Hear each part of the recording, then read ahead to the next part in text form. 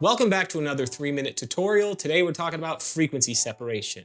Now when it comes to facial retouching, there is no one technique to rule them all, but frequency separation can do quite a lot of heavy lifting, and I use it on a lot of the images in my studio because by separating layers into texture and tone that you can edit separately, it gives me the ability to do what I love, which is a light, natural, believable retouch. And it's especially useful on professional headshots, which is what I shoot the most.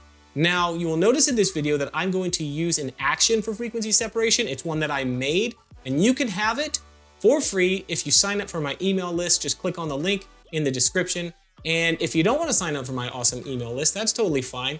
The great Joel Grimes has an awesome video on how to build an action. It's really similar to the one that I use, and he even explains how it all works and shows you how to use it. And I don't want to copy that content because it's already the best one out there. So go check that out if you don't want to be in my email list. All right, so now let me show you how to do this. Now I could spend 3 hours working on frequency separation just to show you all the ins and outs of it, but we're gonna spend 3 minutes just showing you a couple of ways to get a really great natural retouch on the skin. So start the timer.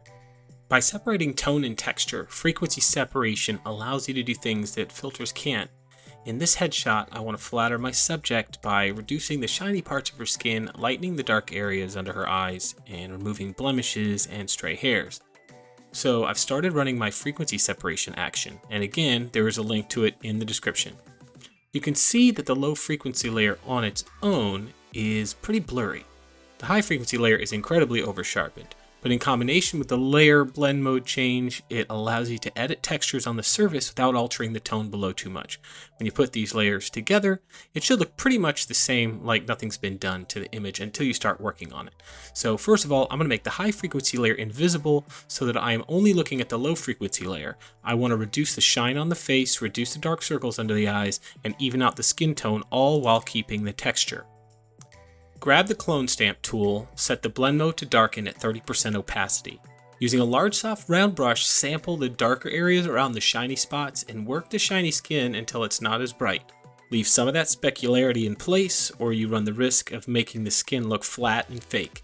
Next, change the blend mode to lighten and sample lighter area of skin near the darkness under the eyes. Now gently stamp over those dark areas, do it sparingly so it stays looking natural, and try and use the soft edge of the brush. Now you want to grab your lasso tool and using the shift key, select all the areas you just adjusted and then feather the selection by right or control clicking the image. 9 or 10 pixels usually does the trick for work like this.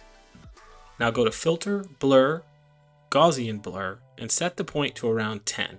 Too much higher and it won't look right, but I sometimes go as high as 20 depending on the resolution of the image. Now deselect the areas and let's make the high frequency layer visible again so we can see how we did.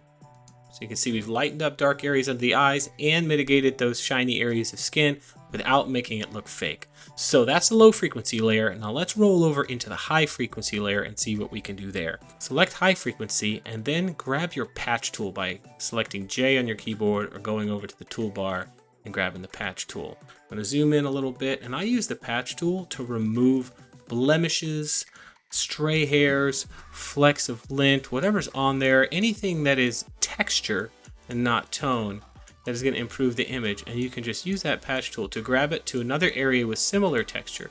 Now make sure to be careful not to go too close to the area you took it from, because otherwise you can get some really noticeable cloning marks on the skin.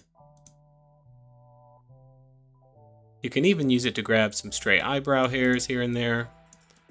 And go as detailed as you want. I go as detailed as I need to depending on the usage of the image. If it's going to be an email signature photo, you don't need to go into quite as much detail as if it's going to go into a magazine or even on a billboard.